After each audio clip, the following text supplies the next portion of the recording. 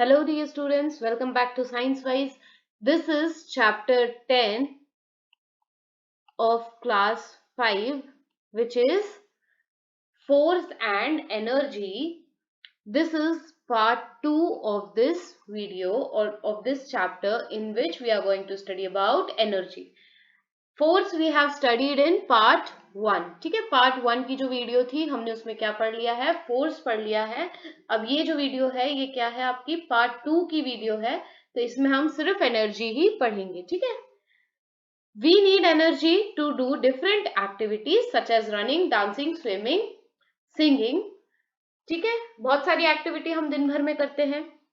सारी एक्टिविटीज को करने के लिए हमें क्या चाहिए बच्चे, एनर्जी. तो एनर्जी की डेफिनेशन क्या हो गई, the ability to do work is known as energy. एक बार फिर से बोलिए बच्चे मेरे साथ, the ability to do work is called energy. There are different forms of energy. अब डिफरेंट फॉर्म्स ऑफ एनर्जी हमारे पास. ठीक है, जैसे लाइट एनर्जी. ठीक है, हम एक एक करके सारे फॉर्म्स पढ़ेंगे. पहले पढ़ेंगे light energy. Light energy is the energy which help us to see the things around us. Light energy एक ऐसी एनर्जी है जिसके थ्रू हम चीजों को देख सकते हैं. Example, bulbs, torch, lamps, tubelights are the source of light energy.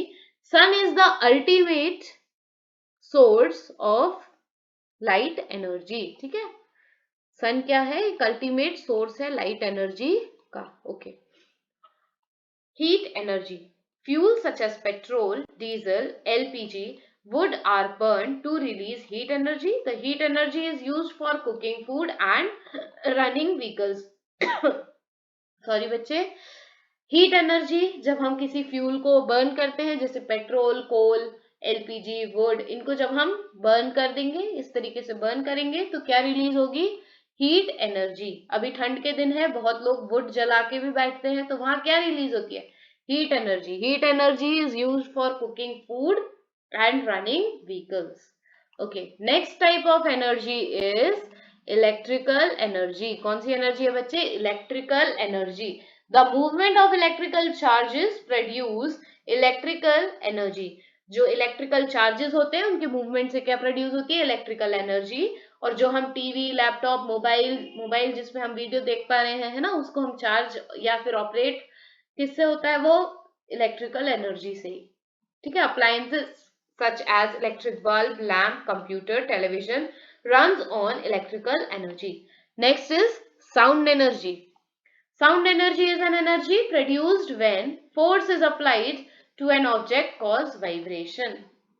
ठीक है, जब हम फोर्स अप्लाई करते हैं किसी ऑब्जेक्ट पे जो वाइब्रेशन कॉज करता है, उससे साउंड एनर्जी प्रोड्यूस होती है.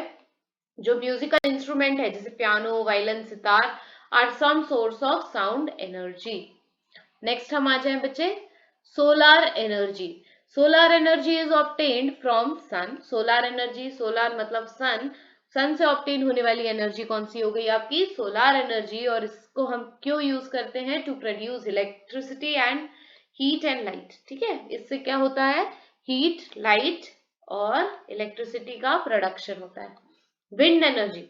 Wind energy is obtained from the power of the moving wind. Wind energy किससे ऑब्टेन होती है, power of moving wind. It turns the blade of the windmills to generate electricity. ठीक है, next हम आ जाए जियोथर्मल एनर्जी. जियोथर्मल, इस word को ब्रेक कर दीजिए.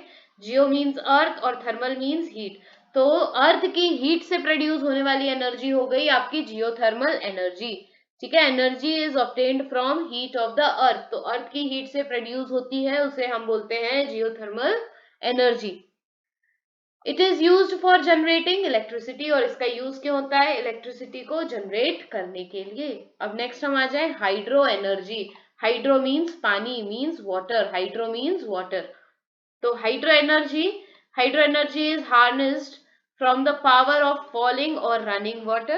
It is used to generate electricity. Next हम आ जाए बच्चे मैकेनिकल एनर्जी पे. मैकेनिकल एनर्जी एक बहुत ही इंपॉर्टेंट एनर्जी का सोर्स है. So and another important form of the energy is mechanical energy. It is possessed by, मतलब ये ऑब्टेन होती है कहाँ से, ड्यू टू द मोशन और द पोजीशन. मोशन और पोजीशन से ऑब्टेन होने वाली एनर्जी को हम क्या बोलेंगे, mechanical energy. A moving car possess mechanical energy due to motion, और water stored behind the dam possess mechanical energy due to its position. ठीक है, तो मैकेनिकल एनर्जी बेसिकली किस पे बेस्ड है, मोशन और पोजीशन पे। So the mechanical energy possessed by an object due to motion is known as kinetic energy. जो energy motion से प्रोड्यूस हो रही है उसे हम क्या बोलेंगे, काइनेटिक एनर्जी। और जो एनर्जी आपकी पोजीशन से प्रोड्यूस हो रही है उसे हम क्या बोलेंगे, पोटेंशियल एनर्जी। तो यहाँ हम पी से याद रख सकते हैं कि position for, sorry, P for position and P for potential. तो जहां पोजीशन लिखा हुआ है वहां पोटेंशियल एनर्जी, और जहां मोशन लिखा हुआ है बच्चे वहां काइनेटिक एनर्जी। अब ये एग्जांपल देखिए, moving car possess kinetic energy, water behind the dam possess potential energy. अब हम आ जाते हैं renewable and non renewable energy. अब हमने क्या पढ़ लिया, इतनी सारी एनर्जीज पढ़ ली, अब हमें पता भी होना चाहिए कि कौन सी एनर्जी रिन्यूएबल है और कौन सी नॉन रिन्यूएबल है। The form of energy that can be replenished or renewed over the time are called renewable energy. Example, चलो अच्छा पहले हिंदी में बता देते हैं इसको। ऐसी एनर्जी जो टाइम पीरियड के साथ हम रिन्यू कर सके उसे हम क्या बोलते हैं, renewable energy. Example, solar energy, wind energy, hydro energy, geothermal energy are the examples of renewable energy. On the other hand, the forms of energy that cannot be replenished or renewed for over a long period of time are called non-renewable energy.